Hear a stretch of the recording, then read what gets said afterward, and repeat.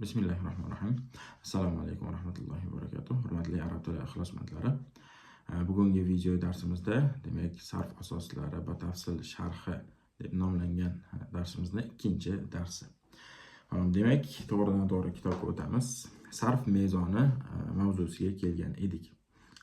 Al-mizanus sarfiy. Sarf mezoni. Ya'ni sarf uchun o'ylab topilgan mezon, tarozu, qolip, qoida desak ham bo'ladi. O'sha haqida gaplashamiz. Arab tili olimlari kalimadagi asli va ziyoda harflarni ajratish uchun mezon ishlab chiqqan.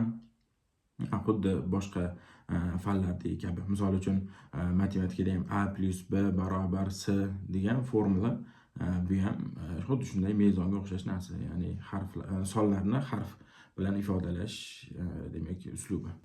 Buning uchun fa, ayn, lom harflari sulosiy mujarradning mezoni uchun tanlab olingan. Ya'ni sulosiy mujarrad kalimasini ifoda etish uchungina fa, ayn, lom. Sulosiy mujarraddan boshqa bablarga uni hozir yana gaplashamiz. Kalima vaznini ifoda etish uchun uning asli harflari o'rniga yuqoridagi fa, ayn, lom qo'yiladi. Ziyoda harflar bo'lsa, ular o'z o'rnida qoldiriladi va kalimaning harakatlari ham o'zgarmaydi. Shu bilan kalimaning vazni kelib chiqadi. Misol uchun istafala demak kalimasi bo'lsa, hamza, sin, ta harflar ziyoda harflar. Ular o'z holida qoldiramiz. Keyin istag'faro bo'lsa, g'afara, g'ayn, fa, ro harflarining o'rniga fa, ayn, lam olib kelamiz. Shu bilan uni vazni istafala bo'ladi. Misol, demak, vazn dedik. Vazni kelib chiqadi. Vazn nima? Vazn kalima harflarining mezon harflar bilan ifodalangan ko'rinishidir. Misol, doroba fa'ala vaznida. Mana dot fa barobarida, ro, ayn, ba, lom barobarligi to'g'risida sxema tuzilgan. Bunda dot harfi fa harfi muqobilida bo'ladi. Bunda asli harflarning o'rniga fa'al keltiramiz dedik va ziyoda harflarning o'rniga ziyoda harflarni o'z o'rnida qoldiramiz. Misol uchun mana istag'faro kalimasini oladigan bo'lsak, demak isat ziyoda harflar isat. Bu sa'altumunihadan biri. Buni o'tgan darsda ham gaplashganmiz. Demak, ziyoda bo'lish mumkin bo'lgan harflar. Endi g'ofarosi asli harf edi. O'shaning o'rniga demak fa, ayn, lomni qo'yamiz. Shu bilan istafala vazni paydo bo'ldi. Shu bilan birga yana biz e'tibor berishimiz kerak bo'lgan jihat, agar fe'l, misol uchun son,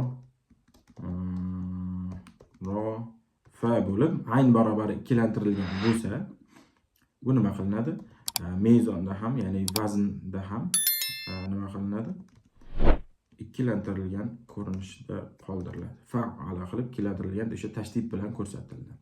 Yana shu bilan birga, agarda kalimada hazf qilingan harflar bo'lsa-chi, hazf qilingan. Misol uchun aylatun, aylatun emas, aydatun. Aydatun kalimasi. Bu yerda tun bo'lgan. Ya'ni fa barobari hazf bo'lgan. Bu asli fi'latun bo'lgan, keyin bu fa barobari tushib ketgan. Demak, vi'datun bo'lgan edi. Vi'datun bo'lgan edi.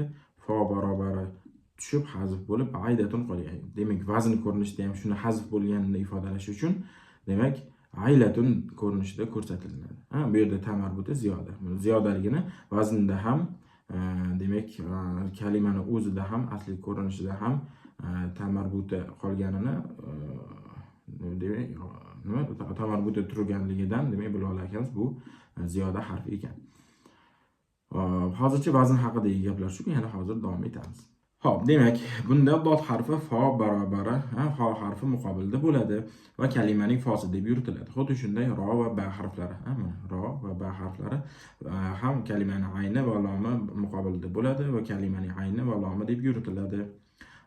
Ushbu qoidaga qiyos qilib barcha kalimalar shunday vaznga solinadi. Misol, nasoro fa'ala vaznida, rajulun fa'ulun vaznida. Albatta bu ma'lumotlar ko'pchilikka ayon, bu yengil ma'lumotlar. Mazkur misollar sulosiy mujarradga oiddir. Sulosiy mazidga esa quyidagilarni misol tariqasida ko'rsatish mumkin. Fa'ala daraba vaznida yoki fa'ala vaznida daraba misoli. Fa'ilun daribun. Endi e'tibor bersak, demak doroba fe'lga misol bo'ldi, doribun demak ismga misol bo'ldi. Endi agar kalima ruboiy bo'lsa, fa'aladan keyin asli harf uchun yana bitta lom qo'shiladi. Misol fa'lalu demak Ja'faru kalimasi, fa'lala dahroja kalimasi. Biri ism, biri fe'l bo'ldi. Demak, lom ikkinchi lom oxirgi lomdan keyin yana bitta lomni ifoda qilish uchun, ya'ni asli harfni ifoda qilish uchun qo'shdik. Demak, Ja'far kalimasidagi barcha harflar asli harflar. Shu sababdan demak yana bitta lom qo'shdik. Ruboiy mazidga misol fa'alilu ja'afiru. Demak, Ja'far kalimasini ziyodasi. Tafa'lala tadahroja. Demak, dahroja kalimasini mazid ko'rinishi. Ruboiy so'zlarda bo'lgani singari xumosiyda ham yana bitta lom orttiriladi. Demak, ruboiy kalimani ziyoda qilishni tushuntirish uchun, ifoda etish uchun bitta lom qo'shgan edik. Endi xumosiyni ko'rsatish uchun asli harfini, demak, yana bitta lom qo'shamiz. Shu bilan vaznimizda 3 ta lom bo'lib qoladi. Handalisun, mana demak fa'lalilun vaznida.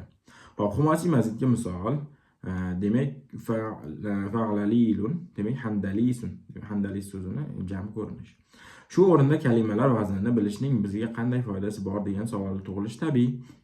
Hop, javob shuki, asli harflarni ziyoda harflaridan ajratish orqali, bir kalimani asli harflari va ziyoda harflarini ajratish orqali so'zning o'zak harflarini aniqlaymiz. O'zi qanday so'zdan kelib chiqqan. Va bu bizga ularni lug'at kitobdan topishga imkon beradi. Mana asli harfini bilib oldingizda, endi ma'nosini bilmoqchisiz. Ma'nosini bilmayapti. Lug'at kitobini, misol uchun Naim kitobi, yana boshqa kitoblarni ochasizda, qaraysiz. Misol uchun doribun va doroba kalimalarining o'zak harflari lug'at kitoblarida dod, ro, ba harflari bilan beriladi.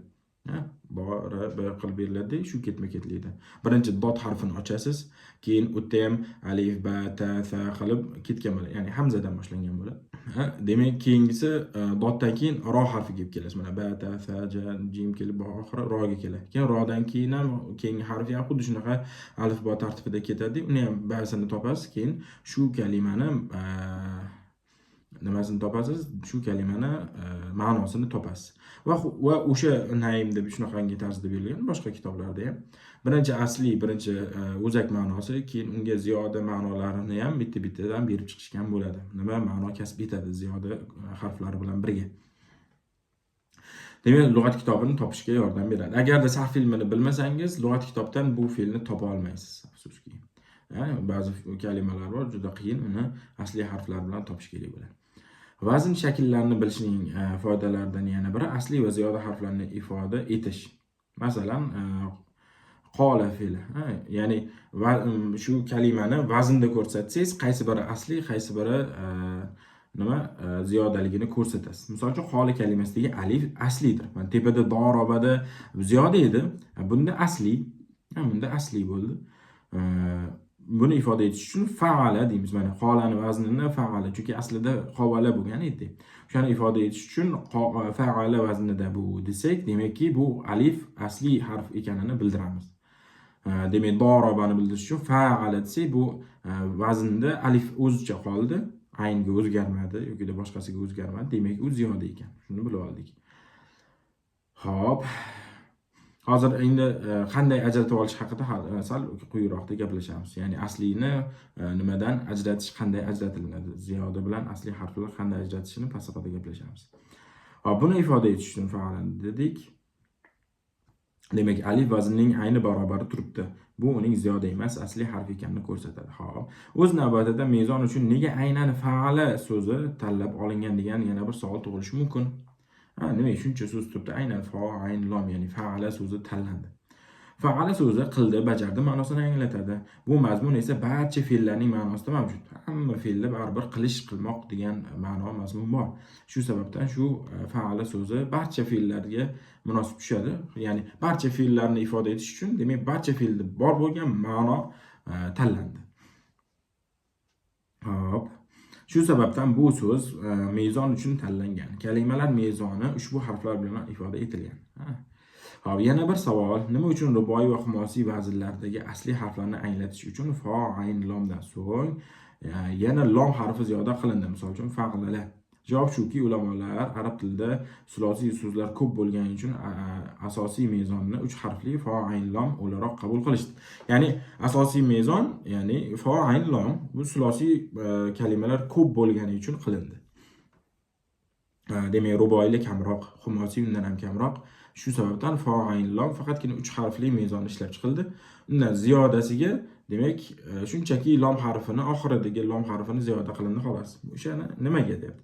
Asli harflari 3 tadan ko'p bo'lgan so'zlarni 2 yo'l bilan ifodalash mumkin. Endi 3 harflini fo ayn lam bilan belgilab oldik. Endi 4 talikni qanaqa qilib ifodalaymiz desa, buni 2 ta yo'li bor.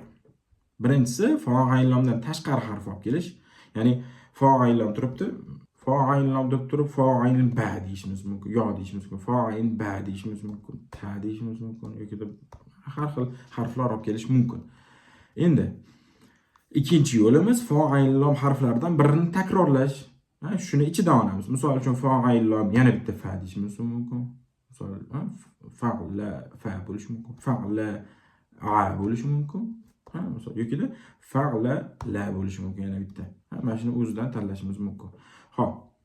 Birinchi yo'l, ya'ni fo ayn lamdan tashqari harflarni olib kelishni ziyoda harflar uchun qo'llanilgan.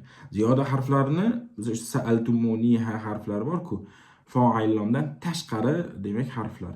Buni ziyoda harflarni ifoda etish uchun olib qo'ydik, o'zi ishlatib bo'ldik. Demak, o'z-o'zidan ruboiy va xumosiyni ifoda etish uchun ikkinchi yo'l qolmoqda. Demak, fo ayn lamdan bittasini olamiz, majburmiz. Mana shu fo ayn lamdan birini olishga majburmiz. Fo ayn lamdan birini olishimiz kerak. Endi bu uchun eng avlosi qaysi desa, eng munosibi lomni takrorlash. Chunki sulosiydagi fo ayn lam harflari tugagandan so'ng orttirilgan harflarga eng yaqini shu lom harfi bo'ladi. Fo ayn lam degandan keyin yana bitta lom qo'shsangiz, oxirgi lomga sherik bo'lib yana bitta turishadi.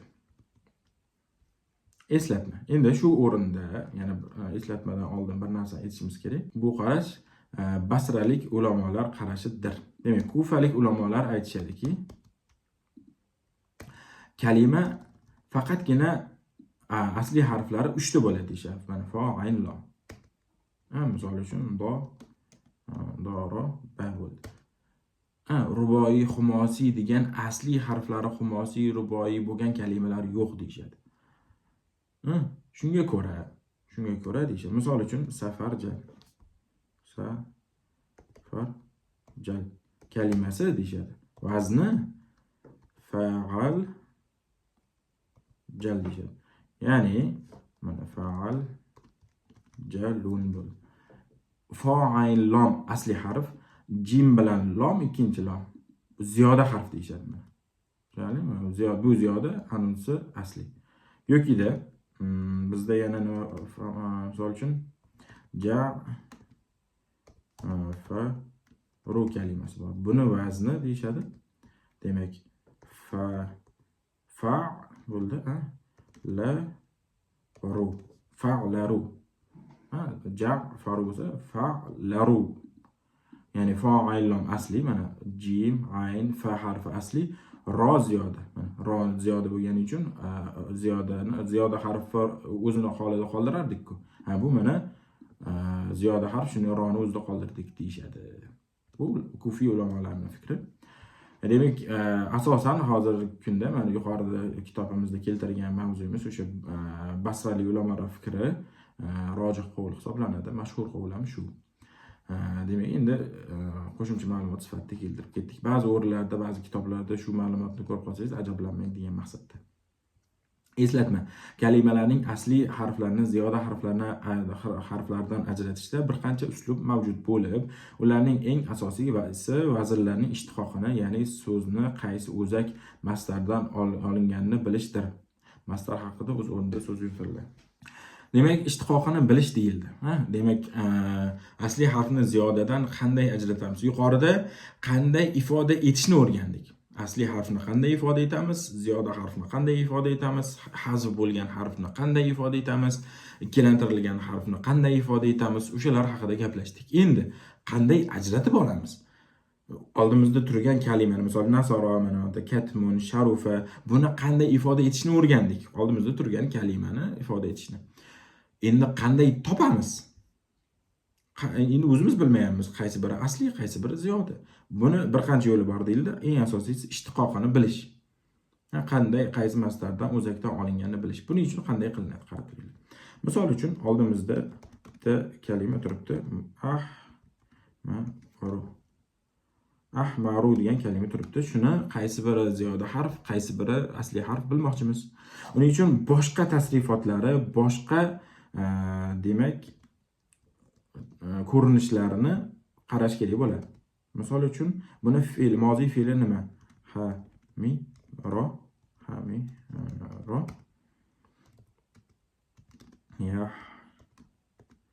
Yahmaru. Hamiro yahmaru. Bu demak film ahmaru kalimasining mozisi hamiro, muzorisi yahmaru. Demak ko'ryapmizki, hamza bu yerda tushib qolyapti. Masdarini ham keltiraylik. Masdari humratun. Bu kalimaning masdari humratun. Humratun. Bu yerda ham mana tamarbuta qo'shilyapti va hamza yo'q. Demak, bilamizki, bu hamza ahmarudagi hamzasi ziyoda ekan. Buni shu tarzda bilamiz. Bu eng asosiy uslub, eng kuchli, eng quvvatli uslub. Shu orqali demak kalimani asli va ziyoda harflar bilinadi. Bundan tashqari keyingi bosqichlardagi uslublar ham bor. Bu menimcha hozircha shart emas. Mashq. Quyidagi so'zlarni vaznini toping. Nasoro, katmun, sharufa, sami'a, yaslosi mazidga mana akrama, karibun, tazakara, yana bir qancha so'zlar ruboiy mujarradga zalzala, vasvasa, ja'faru, zilzalun, visvasun, zalzalatun berildi. Endi qaranglar, bizda sarf asoslari kitobimizga ilova tarzda chatbot qo'shilgan. Shuningdek chatbot bor. Bu o'sha mashqlarni bajargan kishini demak to'g'ri noto'g'ri javoblarni tekshirish imkoniyati bor. Kelinglar shu chatbotga javoblarni jo'natamiz.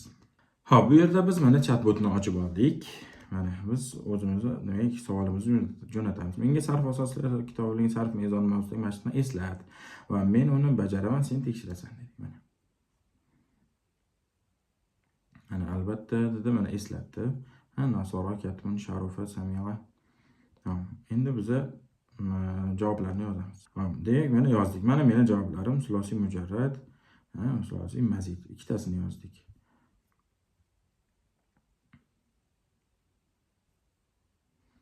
Mana juda yaxshi. Keling birgalikda qarab chiqamiz. Nasoro to'g'ri javob fa'ala. Mana demak xato qildik-da bu yerda. To'g'ri javob sizning javobingiz fa'lun edi mana. Mana katmun to'g'ri javob fa'lun, sizning javobingiz fa'lun. Mana hammasini to'g'ri javobi va mening javobimni ko'rdi.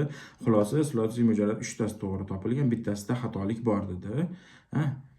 Demak bu yerda ham dedi mana berilgan misollar, bu to'g'ri javoblar va meni javoblarim. Demak xulosa 7 tasi to'g'ri topilgan, bitta xatolik. Umumiy juda yaxshi natija. Endi aytamiz. Meni xatolarimni bittalab tushuntirib asoslab ber. Ketdi. Albatta dedi. Mana sharufa fa'ula bo'lish kerak dedi. Mana sharufa vazni fa'ula bo'lish kerak dedi. Biz sizning javobingizda fa'ala bo'lgan deyapti. Mana shakirun fa'ilun vazni bo'lish kerak. Sizda fi'il vaznida. Mana bizda sizning javobingiz fa'ila bo'lib qolgan deyapti. Mana fa'ilun. Demak, mana savollar qoldimi? Yo'q, rahmat. Zo'r. Demak, ana shunday demak xatolarimizni topib berdi. Endi davom etamiz. Mashqlarni bajarib bo'ldik. Demak, keyingi ahrufus sahih va illa, sahih va illatli harflar mavzusiga o'tamiz. Harfun sahihun, sahih harf. Sahih so'zi lug'atda sog'lom degan ma'noni anglatadi. Istilohda esa harfi illatning ziddidir. Ya'ni odatda kalima tarkibida o'zgarmasdan o'z holatida barqaror turadigan harflarga sahih harf deyiladi.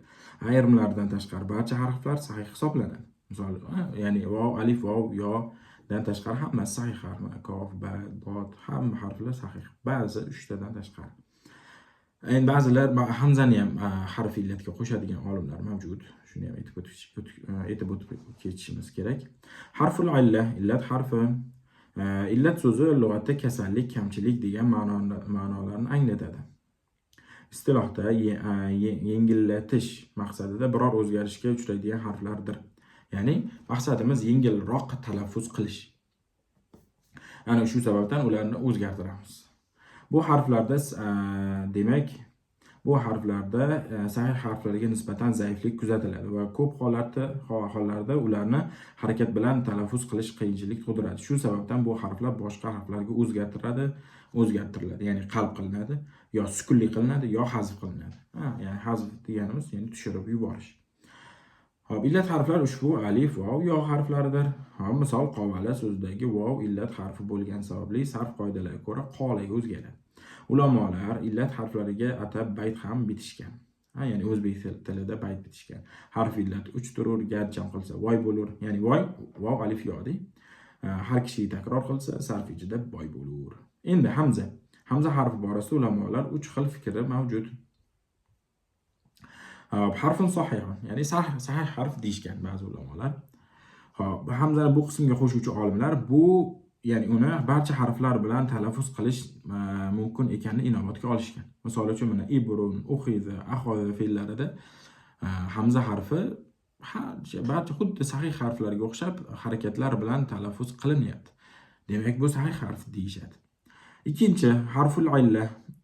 Illat harfi hamzani bu qismga qo'shuvchi olimlar uni xuddi harfi illatdek o'zgarishlar sodir bo'lishini inobatga olishgan. Masalan, imanun so'zi imanunga o'zgaradi. Ikkinchi hamzamiz mana imanun so'zida ikkita hamzamiz bor. Undan ikkinchisi demak yoga qalb bo'lyapti. Shuni inobatga olib, yo'q, bu illat harfi deyishadi. Shabihun bi harfil illa. Illat harfiga o'xshash degan olimlar bor. Bu fikrdagi ulamolar harfni ikkala jihatini ham inobatga olishgan. Bir xil payt sahih bo'lsa, bir xil payt mu'tal bo'lyapti. Illat harfiga o'xshash harf deb nomlashgan. Mutaqaddim ulamolarning ko'pchiligi bu qarashni qo'llab-quvvatlashgan. Demak, doktor Abdullatif Xotibdan Al-Mustahso kitobidan olingan 1212-bet. Yuqoridagi fikrlardan kelib chiqib, ulamolar hamza ishtirok etgan mahmuz kalimalarni taqsimlashda turli fikrlarni aytganlar. Ya'ni mahmuz kalimasida ham elol sodir bo'ladi, lekin shu jihatdan u mu'tal hisoblanadi. Lekin uni mu'tal deb nomlanmaydi. Ya'ni ulamolarning fikri shu, ya'ni Sharh Shofiyada va Mustahso bir qancha kitoblarda shu keltirilgan. Ya'ni mu'tal illat elol bor, lekin haligi hamzani sahih harfligini inobatga oladigan bo'lsak, shu sababdan uni mu'tal emas deyiladi. Ya'ni sahih turkumiga qo'shiladi, lekin elol bor ichida. Shu fikrlarni bildirishadi. Ba'zilar demak mu'talga qo'shgan, ba'zilari sahihga qo'shgan. Hop, keyingi mavzuyimiz as-sahih wal mu'tal min al-ismi wal fi'li. Fe'l va ismning sahih va illatliga bo'linishi. Arab kalimalari illatli harf ishtirok etishi yoki unda elol kalimadagi o'zgarish sodir bo'lish jihatidan bir necha turga taqsimlashadi. Demak, ulamolar kalimani mu'tal va sahihga bo'lishmoqchi. Unda nima e'tibordan, nima jihatdan bo'linadi desak, ikkita jihat. Birinchisi, harf illat ishtirok etishiga ko'ra bo'lgan olimlar bor. Ikkinchisi bor, yo'q, unda elolmi bo'ldi, bu mu'tal degan olimlar bor. Unda sahih harfmi, u sahih emasmi, farqi yo'q. Misol uchun, kalimada amlaltu fe'li, amlaltuda hamma harflar sahih, muzoaf so'z turkumiga oid bu so'z. Lekin amlaytu bo'lib qalb qoidasi ro'y berishi mumkin bu kalimada o'zgaradi shunaqa. Demak, olimlar buni o'sha haligi elol sodir bo'lish jihatdan taqsimlaydi degan olimlarimiz haligi gap. Buni demak muzoaf sahih harflar bo'lgani bilan bu mu'tal bu deydi. Shu mu'tal hukmida, chunki elol unda o'zgarish sodir bo'lyapti deydi. Xuddi shunaqa mahmuz kalimalarda ham elol bo'lyapti, demak bu mu'tal deydigan olimlar bor. Bu bir taraf. Ikkinchisi, yo'q, unday deydigan bo'lsak, biz mu'tal bo'lsa, demak elol sodir bo'lsa u mu'tal. Shunda biz uni mu'tal kalimalarga qo'shamiz desak, sahihda ham elol qoidalari, elol o'zgarish sodir bo'ladi-ku deydi. Ya'ni sahih harflar ham o'zgarishga uchraydi-ku deydi. Oddiy sahih harflar ham o'zgarishga uchraydi. Unday desak, butun hammasi mu'tal kalimalar bo'lib ketadi deydi. Yo'q, biz faqatgina illatli harflar qatnashgan, o'sha 3 ta alif va yo illat harfi qatnashgan bo'lsa uni mu'tal deymiz. Qatnashmadimi? Bo'ldi, sahih deymiz degan olimlar bor.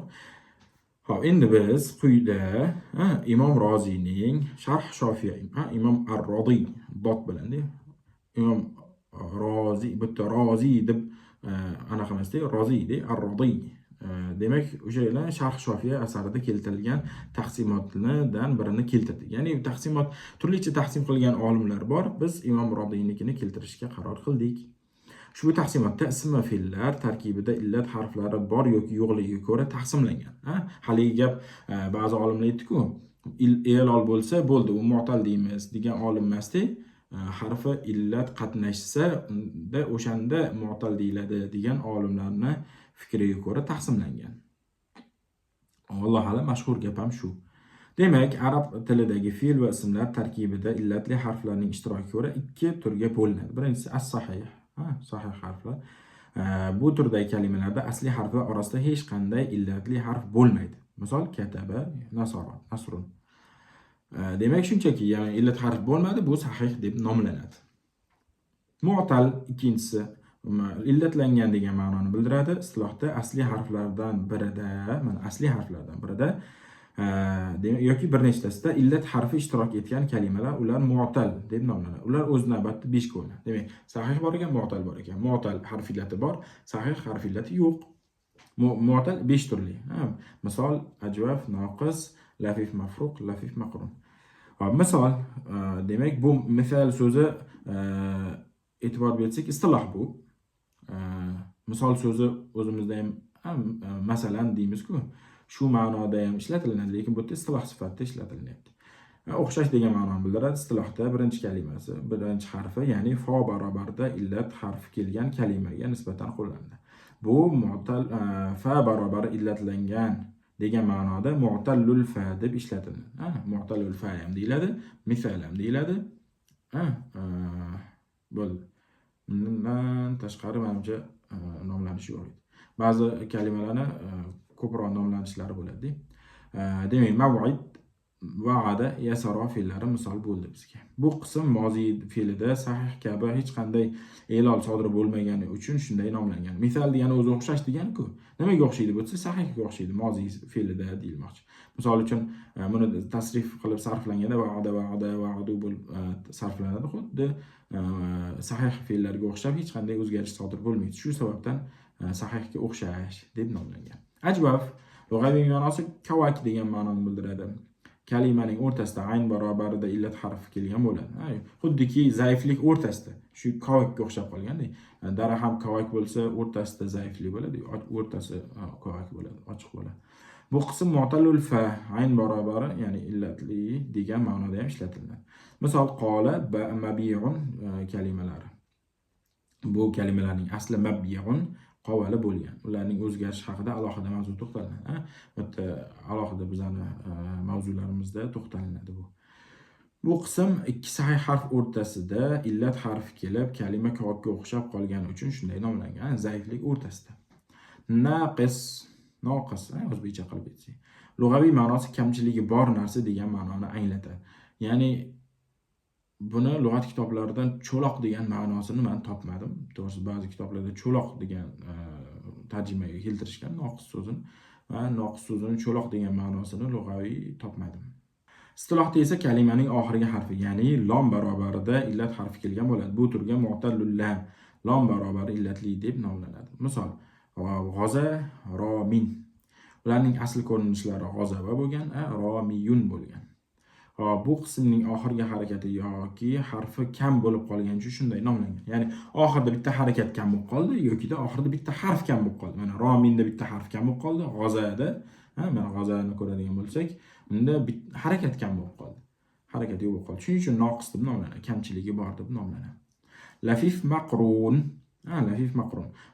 Lafif lug'atda o'ralgan degan ma'no biladi. Ya'ni bitta kishi turibdi, uni o'rab olish uchun necha kishi kerak ekan? 2 kishi, 3 kishi, 4 kishi bundoq qilib kelib o'rab olishsa, bu demak lafif, laffa deyiladi. Boshiga ham salla bilan o'rasang laffa deydi. Demak, o'rash degan ma'noda.